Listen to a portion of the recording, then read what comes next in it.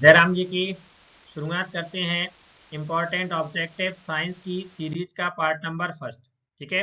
अभी तक अपन लोगों ने जितने भी क्वेश्चन पढ़े हैं साइंस के पढ़े हैं, और मैथ है टोटल अपन वैसे भी वो जो वीडियो में पढ़ रहे हैं वो बोर्ड पर पढ़ रहे हैं। टोटल संस्कृत भी अपन बोर्ड पर कवर कर चुके हैं। और साइंस जो है ये आज से हम क्या कर रहे हैं, केवल यहाँ पर आपको स्लाइडों के माध्यम से पढ़ाना प्रारंभ कर रहे हैं। तो चलिए शुरुआत करते हैं पहले नंबर क्वेश्चन से। जो क्वेश्चन नंबर फर्स्ट है वो क्या कह रहा है, देखिए यहाँ पर ये है कि कोई विलयन लाल लिटमस को नीला कर देता है, इसका पीएच मान संभवतः क्या होगा। जैसे कोई विलयन है, ये क्या कर देता है, लाल को जो लाल लिटमस है इसको कैसा कर देता है, नीला कर देता है। और जब हम अम्ल और क्षार में अंतर पढ़ रहे थे तब आपको बताया था कि जो क्षार होते हैं ये लाल लिटमस को क्या कर देते हैं, नीला कर देते हैं। और क्षार का जो पीएच मान होता है वो 7 से अधिक होता है। तो आपको इन चार ऑप्शन में से जो 7 से अधिक दिखाई दे रहा है वही इसका राइट आंसर लगा देना है। तो इन चार में से कौन सा हमें दिखाई दे रहा है, ये दिखाई दे रहा है 10। तो ये वाला इसका 10 इसका हो जाएगा राइट आंसर। ठीक है। दूसरे वाले पर अपन आ जाते हैं अब। देखो इधर ये दूसरा वाला जो क्वेश्चन है इसमें कह रहा है कि मनुष्य में वृक्क एक तंत्र का भाग है, वह है कि मनुष्य में जो वृक्क है वो एक तंत्र का भाग है, वह किससे संबंधित है। पहला है पोषण। तो जो वृक्क होता है इसे हम किडनी भी कहते हैं, क्या कहते हैं, किडनी। तो ये पोषण से संबंधित है नहीं। दूसरा है श्वसन। तो श्वसन जो है ये जो अपन सांस लेते हैं ये तो गलफड़ों के माध्यम से या फेफड़ों के माध्यम से, मछली में होता है गिल्स द्वारा, फेफड़ों के माध्यम से सांस लेते हैं तो श्वसन होगा नहीं। और ये उत्सर्जन, तो ये जो किडनी है या वृक्क है ये उत्सर्जन से संबंधित है। ये वाला इसका राइट आंसर हो जाएगा। ठीक है। ये फिर आ जाते हैं इधर क्वेश्चन नंबर थर्ड। यहाँ कह रहा है मानव नेत्र के जिस भाग पर वस्तु का प्रतिबिंब बनता है वह क्या कहलाता है, या मानव नेत्र के जिस भाग पर वस्तु का प्रतिबिंब बनता है उसका नाम क्या है। तो उसका नाम है दृष्टिपटल। ये 2 नंबर का अपना सही आंसर। फिर आ जाते हैं चौथा नंबर का क्वेश्चन। यहाँ कह रहा है विद्युत धारा का एसआई मात्रक क्या है। तो जो विद्युत धारा है उसका हमें एसआई मात्रक बताना है कि विद्युत धारा का एसआई मात्रक क्या है। तो पहला ऑप्शन यहाँ जूल। तो आपको बता दें कि जो जूल है, ये जूल जो है ये है ऊर्जा का मात्रक। किसका मात्रक है, जूल ऊर्जा का मात्रक है।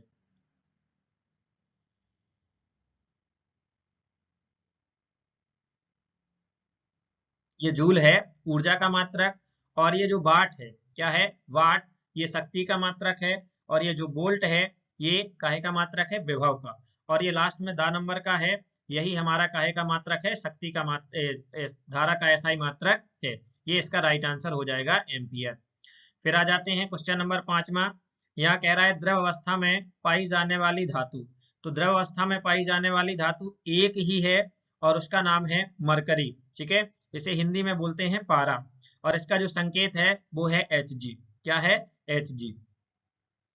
तो जब अपन धातु और अधातु में अंतर पढ़ रहे थे तो क्या लिखा था, द्रवस्था में पाई जाने वाली धातु कौन सी है, पारा। ठीक है। दूसरा ऑप्शन आपको यहाँ दिखाई दे रहा है सोडियम। तो इसका राइट आंसर तो पारा ही है। फिर इधर देखो सोडियम जो है इससे बहुत सारे विकल्प बनते हैं।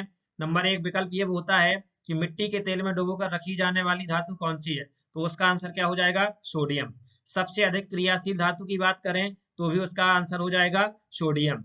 चाकू से काटी जाने वाली धातु अगर बात करें तो उसका भी राइट आंसर क्या हो जाएगा, सोडियम। ठीक है। फिर आ जाते हैं इधर क्वेश्चन नंबर 6वां। यहाँ कह रहा है पादप में जाइलम उत्तरदायी है। तो जो जाइलम है ये काहे के लिए उत्तरदायी है। तो देखिए जब मैं आपको क्लास में पढ़ा रहा था तो आपसे बताया था, देखो ये जो जा दिखाई दे रहा है, क्या दिखाई दे रहा है, ये जा। इस जा से ही अपन ने ट्रिक निकाली थी कि जा से जड़, जा से जाइलम और जा से जल। यानी कि जो जाइलम है वो जड़ों के द्वारा जल का क्या करता है, परिवहन करता है, यानी जल को खींचने का कार्य करता है। तो यहाँ पर राइट आंसर 7 नंबर का हो जाएगा, क्या हो जाएगा, जल के वहन के लिए। ठीक है। फिर आ जाते हैं क्वेश्चन नंबर 7वां। तो ये जो क्वेश्चन नंबर 7वां है ये कह रहा है मास्टर ग्रंथि का नाम है। देखिए यहाँ पर क्या कह रहा है, मास्टर ग्रंथि का नाम है। तो ये जो मास्टर ग्रंथि है ये किसे कहा जाता है, आपको बता दें ये राइट आंसर है इसका पीयूष ग्रंथि को। किसे कहा जाता है, पीयूष ग्रंथि को।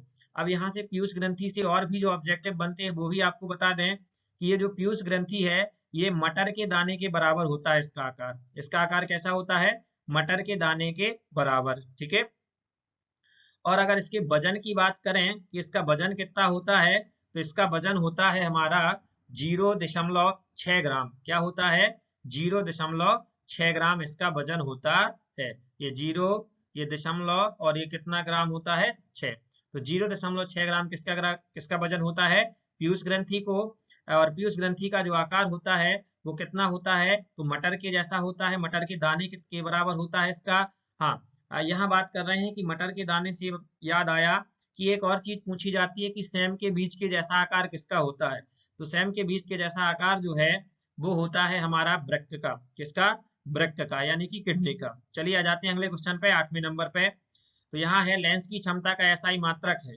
तो लेंस की जो क्षमता है इसका एसआई मात्रक है, क्या है? यहाँ पर देखिए, पहला है मीटर, दूसरा सेंटीमीटर, तीसरा है डायप्टर और चौथा है किलोमीटर। तो इसका राइट आंसर है हमारा डायप्टर। लेंस की क्षमता का मात्रक क्या है? डायप्टर। और इसका जो संकेत है ये है कैपिटल डी। क्या है? Capital D. यहाँ जो मीटर है और ये सेंटीमीटर है और ये किलोमीटर है, तो मीटर की बात करें, ये जो मीटर है ये दूरी का मात्रक है। काहे का मात्रक है? दूरी का, यानी लंबाई का एसआई मात्रक क्या है? मीटर। और ये जो है सेंटीमीटर की बात करें, तो ये जो सेंटीमीटर है ये सीजीएस पद्धति में, किस वाली पद्धति में? सीजीएस पद्धति में लंबाई का मात्रक है। क्लियर? और ये जो किलोमीटर है ये किसी का भी मात्रक नहीं है, किलोग्राम जबकि होता है द्रव्यमान का। फिर आ जाते हैं 9 नंबर के क्वेश्चन पे। यहाँ कह रहा है सामान्य दृष्टि से वयस्क के लिए सुस्पष्ट दर्शन की अल्पतम दूरी होती है लगभग। यहाँ पर देखें, इस क्वेश्चन में आपको यहाँ गौर करने वाली बात है। यहाँ क्या कह रहा है? अल्पतम। क्या कह रहा है? अल्पतम। अल्पतम का मतलब होता है सबसे कम या न्यूनतम। ठीक है? अगर अल्पतम आ जाता है या न्यूनतम आ जाता है या ये रहे ही ना, क्या है? ये ना रहे, केवल स्पष्ट रहे, ये रहे कि स्पष्ट दर्शन की दूरी होती है, तब इसका राइट आंसर हमें लगाना है कितना? 25 सेंटीमीटर। ठीक है? लेकिन याद रखना सेंटीमीटर में लगाना। लेकिन अगर इसके बाद यहाँ अल्पतम की जगह पर एक नया शब्द लिख जाए, अधिकतम। क्या लिख जाए? यहाँ पर अधिकतम शब्द लिख जाए, तब आपको लगाना है अनंत। क्या लिखना है उसके बाद आपको? अगर इस तरीके से आ जाता है तो इसका राइट आंसर हो जाएगा अनंत। क्या हो जाएगा? अनंत। ठीक है? समझ में आया? ये इस तरीके से इसका राइट आंसर क्या हो जाएगा? अनंत। कब की बात है? जब यहाँ पर अधिकतम आ जाए। ठीक है? उसके अलावा नहीं आता है कुछ, तो फिर अपना राइट आंसर क्या है? 25। फिर आते हैं 10 नंबर के क्वेश्चन पे। यहाँ कह रहा है कार्बनिक यौगिक की प्रकृति होती है। तो जो कार्बनिक यौगिक होते हैं उनकी प्रकृति कैसी होती है? आयनिक, वैद्य संयोजक, सहसंयोजक और उपसहसंयोजक। तो इसका राइट आंसर है सहसंयोजक। फिर आ जाते हैं अगला। यहाँ कह रहा है आवर्त सारणी में खींची गई सीमा रेखा के बाईं ओर के तत्व क्या कहलाते हैं? तो देखो, जो आवर्त सारणी है उसमें जो बाईं ओर के जो तत्व हैं, यानी कि एस ब्लॉक के तत्व हैं। क्या है? एस ब्लॉक के तत्व। और जब अपन पढ़ते हैं तो एस ब्लॉक के जो तत्व हैं टोटल, इसमें केवल धातुएं ही धातुएं हैं। क्या है? धातुएं धातुएं। और आपको बता दें तो इसका राइट आंसर तो धातु हो जाएगा। फिर आपको एक चीज और बता दें कि जो एस ब्लॉक है इसे दो भागों में बांटा गया। कितने भागों में बांटा गया? दो, पहला और दूसरा। तो जो पहला वाला है इसमें टोटल जितनी है वो है क्षार धातुएं। क्या है? पहला वाला जो है वो है टोटल क्षार धातुएं, और जो दूसरा वाला है उसमें है क्षारीय मृदा धातुएं। ठीक है? चलिए नेक्स्ट क्वेश्चन पे बात करते हैं, 12 नंबर का।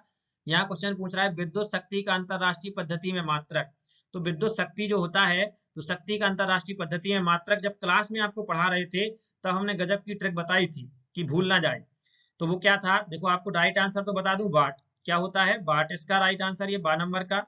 अब देखो, जो ट्रिक बताई थी वो ये है। क्या होता है कि हमें बार बार ये बहुत सारे जो मात्रक होते हैं पढ़ते हैं और ये हमें भूल जाते हैं। तो आपको भूले ना, इसके लिए हमें क्या करना है? देखो, एक छोटी सी ट्रिक है, वो ये है कि ये यहाँ यही शब्द से निकली ट्रिक है। ये है लिखा शक्ति। क्या लिखा है? शक्ति। ठीक है? यहीं से निकालते हैं अपन ट्रिक। तो शक्ति जो है वो किन लोगों में होती है? युवाओं में। क्या होती है? युवाओं में। और अगर जो युवा है, या युवा का मतलब मान लीजिए अपन लोग अभी युवा हैं। ठीक है? तो युवा हैं, तो अगर अपने सामने कोई भी चीज आ जाए, अपने पास शक्ति है, तो अपन किसी भी की भी क्या लगा सकते हैं? वाट लगा सकते हैं। अपने बुंदेलखंडी में बोला जाता है ना कि हम क्या करेंगे? वाट लगा देंगे। ठीक है? चलिए, तो यहाँ पर शक्ति का मात्रा क्या हो जाएगा? वाट। अब हमें भूलेगा नहीं। फिर आ जाते हैं 13 नंबर का क्वेश्चन। यहाँ कह रहा है विद्युत चुंबकीय प्रेरण की जो खोज है वो किसने की? क्या कह रहा है? विद्युत चुंबकीय प्रेरण की खोज किसने की? तो इसका राइट आंसर है विद्युत चुंबकीय जो प्रेरण है उनकी खोज की है माइकल फैराडे ने। किसने की है? माइकल फैराडे ने। और बात करें कि कब की, तो माइकल फैराडे ने ये जो खोज थी 1831 में की थी। कब की थी? 1831 में। कौन सी? विद्युत चुंबकीय प्रेरण की खोज माइकल फैराडे ने 1831 में की थी। तो 13 क्वेश्चन हो गए। अब आ जाते हैं 14वें नंबर के क्वेश्चन पे। और 14वें नंबर का जो क्वेश्चन है वो क्या कह रहा है हमारा? अणुओं के आयनों में विभक्त होने की क्रिया को कहते हैं। क्या कह रहा है? अणुओं के आयनों में विभक्त होने की क्रिया को कहते हैं। तो इसे हम क्या कहते हैं? तो अणुओं के आयनों में विभक्त होने की क्रिया को हम कहते हैं आयनीकरण। फिर आता है 15 नंबर पे, ताप बढ़ाने पर अभिक्रिया की दर में क्या होता है? देखिए, अगर हम ताप बढ़ाते हैं तो अभिक्रिया की दर बढ़ती है, और ताप अगर हम कम करते हैं तो अभिक्रिया की दर क्या हो जाती है? कम हो जाती है। तो इसका राइट आंसर हो जाएगा बढ़ती है। फिर आ जाती है 16वें नंबर का क्वेश्चन। यहाँ कह रहा है अपच का उपचार करने के लिए निम्न में से किस औषधि का उपयोग होता है? तो देखो यहाँ पर पहले हमें रटना नहीं है, साइंस जो सब्जेक्ट है इसे हम रट नहीं सकते, इसे क्या करेंगे? टोटल समझेंगे। तो यहाँ कह रहा है अपच का उपचार करने के लिए निम्न में से किस औषधि का उपयोग किया जाता है? तो हमारे पास ये ऑप्शन में 4 औषधियां हैं। अब इसका राइट आंसर हम तभी लगा सकते हैं जब हमें उनका चारों के बारे में पता हो। तो देखो, पहला जो है एंटीबायोटिक। एंटीबायोटिक जो है इसे हिंदी नाम बोलते हैं प्रतिजैविक। क्या बोलते हैं? प्रतिजैविक। अब इसका काम क्या है कि हमारे शरीर में सूक्ष्म जीवों को क्या करना? नष्ट करना। ठीक, या सूक्ष्म जीव जो होते हैं, जो हमें हानिकारक सूक्ष्म जीवों को नष्ट करना, ये कहलाती, ये किसका काम है? प्रतिजैविक का। दूसरा है पीड़ाहारी, जिसे बोलते हैं एनाल्जेसिक। क्या बोलते हैं? एनाल्जेसिक। तो ये जो पीड़ाहारी होते हैं, इनका काम होता है कि हमारे शरीर में किसी भी अंग पे दर्द हो रहा है यानी कष्ट हो रहा है, तो उस दर्द को हरना, यानी कि ये केवल दर्द को दूर करते हैं। इसीलिए इसने इन्हें दर्दनाशी भी कहा जाता है। क्या कहा जाता है इन्हें? दर्दनाशी। फिर आ जाता है तीसरा है जो एंटासिक। क्या लिखा है? एंटासिक। तो ये जो सिक है, ये सिक गलत है, यहाँ पर सिड होना है, डाडमरू का होना है यहाँ पर। ठीक है, इस तरीके से। तो ये हो जाएगा एंटासिड। और एंटासिड, अब देखिए यहाँ पर आपको तीन के तो ये हिंदी नाम दिखाई दे रहे हैं, लेकिन इसका हिंदी नाम नहीं है। तो इसका हिंदी नाम आपको बताया दे रहा हूं, इसका हिंदी नाम है प्रतिअम्ल। क्या है? प्रतिअम्ल। ठीक है, तो ये जो है ये क्या कर देता है? अम्ल को कमाने का प्रयास करता है, यानी अम्ल की मात्रा को नियंत्रित करता है।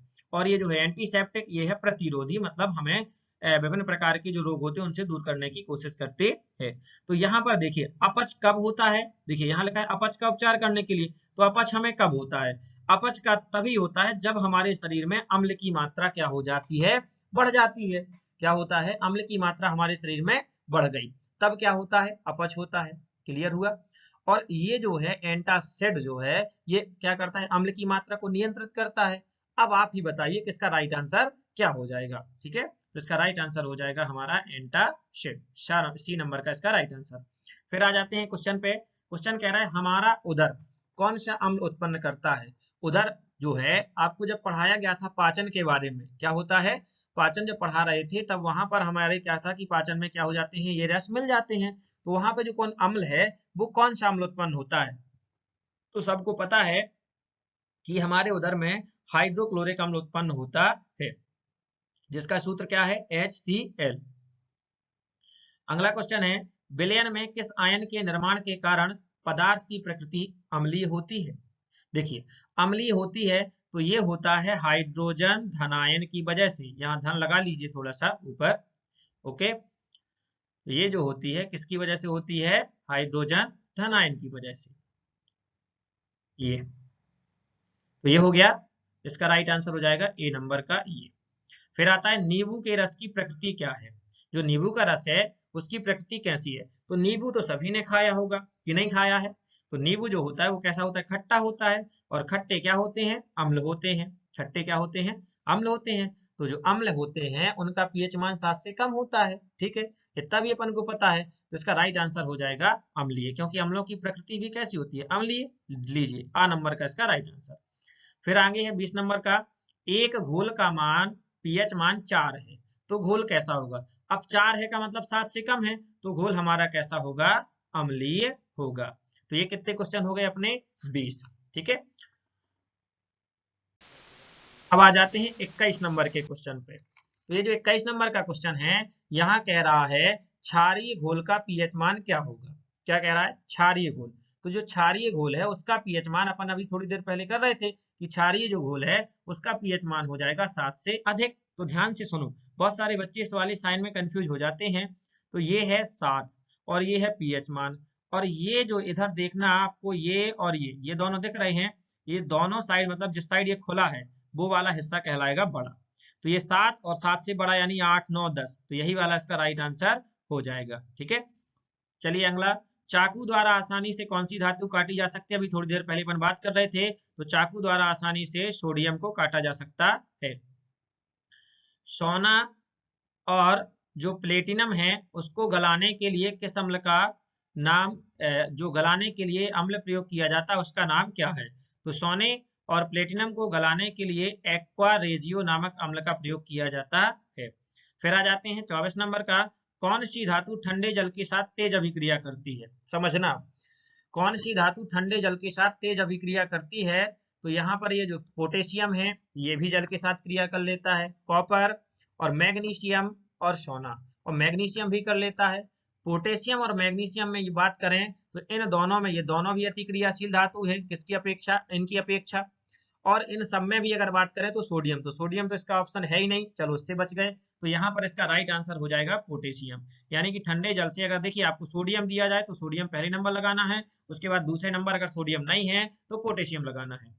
फिर आ जाते हैं 25 नंबर पे। यहाँ क्वेश्चन कह रहा है अत्यधिक क्रियाशील धातु कौन सी है। अत्यधिक क्रियाशील का मतलब होता है सबसे ज्यादा क्रियाशील धातु कौन सी है। तो सबसे ज्यादा क्रियाशील धातु के बारे में अगर अपन बात करें तो जो सबसे अधिक क्रियाशील धातु होती है वो होती है हमारी सबसे चांदी। क्या होती है, सॉरी वो तो सुचालक होती है। सबसे अधिक क्रियाशील जो धातु अभी बात कर रहे थे थोड़ी देर पहले, सोडियम, ये देखा नहीं था, ये सोडियम। फिर आ जाते हैं कौन अधातु का उदाहरण है। कार्बन, हाइड्रोजन, सल्फर और सभी, तो ये जो है सभी की सभी अधातुएं हैं, इसका राइट आंसर सभी हो जाएगा। फिर आते हैं ऊष्मा की सबसे अच्छी चालक धातु कौन सी है। अब समझना बात को, यहाँ कह रहा है ऊष्मा की सबसे अच्छी चालक धातु कौन सी है। तो सबसे अच्छी जो चालक धातु होती है वो तो होती है चांदी, लेकिन चांदी तो हमें यहाँ ऑप्शन में दिया नहीं गया है, और जब ऑप्शन में नहीं दिया गया है तो फिर क्या करेंगे, फिर कोई दूसरा देखेंगे। तो जो दूसरे नंबर पे होता है वो होता है कॉपर। यहाँ जो आपको मरकरी और जो शीशा दिखाई दे रहा है ये दोनों क्या होते हैं, कुचालक होते हैं। 27 नंबर कंप्लीट होने के बाद अब आ जाते हैं 28 नंबर के क्वेश्चन पे। यहाँ क्वेश्चन कह रहा है प्रयोगशाला में सर्वप्रथम कौन सा यौगिक बनाया गया था। तो आपको बता दें कि प्रयोगशाला में सर्वप्रथम यूरिया बनाया गया था। क्या बनाया गया था, यूरिया। और यूरिया का जो निर्माण था ये 1800 कितने में, ये 1828 में, कितने में, 1828 में किसने किया था, तो बोहलर ने किया था। क्लियर, चलिए आ जाते हैं 29 नंबर के क्वेश्चन पे। हाइड्रोकार्बन का उदाहरण है मीथेन, एथेन, एथीन और प्रयुक्त सभी। तो ये सब के सब हाइड्रोकार्बन है। मेथेन, एथेन की अलग श्रृंखला है, एथीन की अलग श्रृंखला है, और इस तरीके से एथेन, एथीन और एथाइन वगैरह। ठीक है, जिसे अपन बोलते हैं एल्केन, एल्कीन और एल्काइन। तो ये सब के सब क्या है, हाइड्रोकार्बन है। नेक्स्ट क्वेश्चन है 30 नंबर का, आवर्त सारणी में तत्वों का वर्गीकरण किया गया। जब आपको क्लास में पढ़ा रहे थे तो हमने आपको बताया था कि आवर्त सारणी को जो है तत्वों को दो भागों में बांटा गया, एक तो वर्गों, एक समूहों में। तो जो समूह है वो क्या है, 18, इसे सब वर्ग को ही समूह बोलते हैं, और दूसरा था अपना आवर्त। क्या है, आवर्त। तो आवर्त जो है उस तरीके से 7 हैं। फिर आ जाते हैं अपन ऊर्ध्वाधर और क्षैतिज।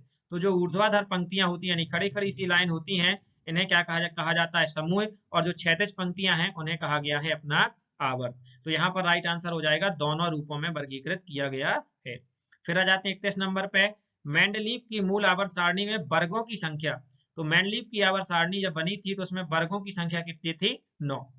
32 नंबर का है, आधुनिक आवर्त सारणी के नीचे अलग से दो पंक्तियों में रखे गए तत्वों को क्या कहते हैं। तो जो आधुनिक आवर्त सारणी बनाई गई है उसमें देखिए पहला तो है एस ब्लॉक का तत्व, फिर उसके बगल में है पी ब्लॉक का, फिर डी ब्लॉक का, और लास्ट में जो है वो कौन सा है, एफ ब्लॉक के तत्व। लेंथेनाइड, एक्टिनाइड के बारे में अपन बात करते हैं इसी में जब पढ़ते हैं। 33 नंबर का क्वेश्चन है, आवर्त सारणी में खींची गई सीमा रेखा के बाईं ओर के तत्व क्या कहलाते हैं। तो अभी तो ये वाला जो क्वेश्चन है ये रिपीटेड क्वेश्चन है, क्योंकि बाईं ओर के जो तत्व होते हैं वो धातु तत्व होते हैं। अभी तक कितने तत्व खोजे जा चुके हैं, तो अभी तक 118 तत्व खोजे जा चुके हैं। अब आ जाते हैं 35 नंबर का क्वेश्चन, अष्टक सिद्धांत किस वैज्ञानिक ने दिया? तो अपन लोग पढ़ते हैं न्यूलैंड का अष्टक नियम, तो अष्टक सिद्धांत दिया है न्यूलैंड ने। फिर आ जाते हैं मेंडलीव के वर्गीकरण का आधार है, तो जो मेंडलीव थे उन्होंने वर्गीकरण का आधार परमाणु द्रव्यमान को माना। आधुनिक आवर्त सारणी में समूहों की संख्या, तो आधुनिक आवर्त सारणी की अगर बात करें तो समूह कितने हैं? 18, और 18वें समूह को जो है उसे अक्रिय तत्व भी कहा जाता है। ठीक है, फिर आते हैं निम्नलिखित में से कौन अक्रिय गैस नहीं है? नहीं है का मतलब है इनमें से 3 अक्रिय गैसें होंगी, और अक्रिय गैसें जो हैं वो समूह 18 के ही तत्वों को हम क्या कहते हैं? अक्रिय गैसें कहते हैं। शून्य वर्ग के तत्व भी इन्हें ही कहा जाता है, किनको? 18वें समूह के तत्वों को। निम्न में से कौन सी अक्रिय गैस नहीं है? तो देखिए हीलियम, कैल्शियम, नियोन, यह नियोन और जीनोन। ठीक है, तो इन सभी में देखा जाए तो ये जो कैल्शियम है ये अक्रिय गैस नहीं है, क्योंकि इसका जो अक्रिय गैस है इसको याद करने का अपना सीधा सीधा तरीका है, बताया था, ही, नी, आर, क्रय, जीरे। ही से हीलियम, नी से नियोन, क्रय से क्रिप्टॉन, जीनोन, रेडॉन। इस तरीके से हमारी अक्रिय गैसें हैं। राइट आंसर इसका क्या हो जाएगा? कैल्शियम। फिर 39 नंबर का क्वेश्चन है, मनुष्य में वृक्क एक तंत्र का भाग है जो संबंधित है। ये भी हमारा रिपीटेड क्वेश्चन है कि वृक्क किससे संबंधित है, तो इसका डायरेक्ट आंसर हो जाएगा उत्सर्जन से। फिर आता है पादप में जाइलम उत्तरदायी है। जाइलम उत्तरदायी, ये भी हमारा क्या है? रिपीटेड क्वेश्चन है। जाइलम क्या करता है? जल का वहन करता है। फिर आ जाता है स्वापोषी के लिए आवश्यक है। तो स्वापोषी जो है, यानी कि जो स्वापोषी, पहले आप समझते हैं कि स्वापोषी क्या कहलाते हैं? ऐसे पौधे यह जो अपना भोजन स्वयं बनाते हैं वो क्या कहलाते हैं? स्वापोषी कहलाते हैं। और भोजन बनाने के लिए किस किस चीज की आवश्यकता होती है? तो भोजन बनाने के लिए कार्बन डाइऑक्साइड, क्लोरोफिल और सूर्य का प्रकाश, इन तीनों चीजों की क्या होती है? आवश्यकता होती है। तो राइट आंसर हो जाएगा हमारा उपर्युक्त सभी। फिर आ जाते हैं 42 नंबर पे। 42 नंबर का जो क्वेश्चन है इसमें कह रहा है पाइरूवेट के विखंडन से यह कार्बन डाइऑक्साइड जल तथा ऊर्जा देता है, यह क्रिया क्या होती, कहाँ होती है? ये जो क्रिया है यहाँ कहाँ होती है? तो इसका राइट आंसर है माइटोकॉन्ड्रिया में होती है। पैरासिटिक पोषण, पैरासिटिक जो पोषण है ये किसमें होता है? तो इसका राइट आंसर है, इसका राइट आंसर क्या हो जाएगा? मच्छर में। फिर आता है टिड्डे में पोषण होता है, तो टिड्डे में होलोजाइक प्रकार का पोषण होता है, और ये भी बहुत महत्वपूर्ण क्वेश्चन है। आते हैं अगला क्वेश्चन 45 नंबर का। इसमें कह रहा है कि पाचन क्रिया कितने चरणों में पूर्ण होती है? तो पाचन क्रिया हमारी 5 चरणों में पूर्ण होती है। पचे हुए भोजन का अवशोषण होता है, तो पचे हुए जो भोजन है उसका अवशोषण होता है छोटी आंत में। क्या होता है? छोटी आंत में। और छोटी आंत से जो संबंधित दूसरा ऑप्शन है हमारा, विकल्प जो बन सकता है वो ये है कि जो छोटी आंत है इसे और क्या कहा जाता है? तो छोटी आंत को क्षुद्रांत भी कहा जाता है। क्या कहा जाता है? क्षुद्रांत। और इसके बाद तीसरा इससे बन सकता है छोटी आंत से कि आहार नाल का सबसे बड़ा भाग कौन सा है? तो आहार नाल का सबसे बड़ा भाग भी हमारा क्या है? छोटी आंत ही है। चलिए आ जाते हैं 47 नंबर के क्वेश्चन पे। यहाँ कह रहा है प्रकाश संश्लेषण की दर सबसे अधिक तीव्र होती है। तो प्रकाश संश्लेषण की जो दर है वो सबसे अधिक होती है जब तापमान 40 डिग्री सेल्सियस से 50 डिग्री सेल्सियस के मध्य हो। ठीक है, अगर इससे कम होता है तो प्रकाश संश्लेषण की दर कम हो जाती है, और अगर इससे ज्यादा तापमान होता है तो प्रकाश संश्लेषण की दर क्या हो जाती है? कम हो जाती है। 48वां नंबर क्वेश्चन है, आनुवांशिकी का जनक कहा जाता है। आनुवांशिकी का जनक किसे कहा जाता है? तो आनुवांशिकी का जनक यहाँ पर पहला ऑप्शन है मेंडल, दूसरा है वाटसन एवं क्रेक, तीसरा अरस्तु, चौथा चरक और सुश्रुत। तो सुनिए, वैसे राइट आंसर तो इसका क्या है? मेंडल। अब लेकिन इनके बारे में भी हम जान लें। यहाँ है वाटसन एवं क्रेक। तो ये जो वाटसन एवं क्रेक हैं इन्होंने डीएनए का मॉडल दिया था। क्या दिया था? डीएनए मॉडल दिया था, डीएनए के बारे में इन्होंने बताया था। ये जो अरस्तु है, अरस्तु को जंतु विज्ञान का जनक कहा जाता है। जंतु विज्ञान के साथ साथ इन्हें जीव विज्ञान का भी जनक कहा जाता है। फिर आ जाते हैं चरक। चरक जो है इन्हें चिकित्सा शास्त्र का जनक कहा जाता है। किसका जनक कहा जाता है? चिकित्सा शास्त्र का। और ये जो सुश्रुत हैं इन्हें शल्य चिकित्सा का जनक कहा जाता है। क्या कहा जाता है? शल्य चिकित्सा का जनक। और जो सुश्रुत हैं, सुश्रुत ने सुश्रुत संहिता नामक ग्रंथ की रचना की है। और जो चरक हैं, चरक ने क्या किया है? चरक संहिता नामक ग्रंथ की रचना की। तो इतना ज्यादा डिटेल से अपन समझ गए। और जो मेंडल हैं यही इसका राइट आंसर है। फिर आता है अनुवांशिकी के अंतर्गत अध्ययन किया जाता है। तो अनुवांशिकी के अंतर्गत विविधताओं का, संसार के जीवों पर वातावरण के प्रभाव का, पेड़ पौधों में रोगों की रोकथाम का, माता पिता से संतति में लक्षणों की वंशागति का। तो माता पिता से संतान में जो लक्षणों की वंशागति होती है उसी का राइट आंसर इसका हो जाएगा। अगला क्वेश्चन है 50 नंबर का। मेंडल ने अपने प्रयोग किस पौधे पर किए? तो सब जानते हैं कि मेंडल ने अपने पौधे जो प्रयोग हैं वो किस पर पौधे पर किए थे? मटर के पौधे पर किए थे। और it is a very important question, यानी कि यह जो क्वेश्चन है बहुत महत्वपूर्ण है, याद किए रहना। एक तो ये वाला और ये वाला है आनुवंशिकी का जनक। वैसे भी टोटल अपन जो है इंपॉर्टेंट क्वेश्चन ही पढ़ रहे हैं। चलिए, तो इतने के लिए धन्यवाद। पढ़ते रहें, मुस्कुराते रहें। मिलेंगे आपके साथ नेक्स्ट वाले पार्ट में। इंतजार कीजिए अपने नेक्स्ट पार्ट का।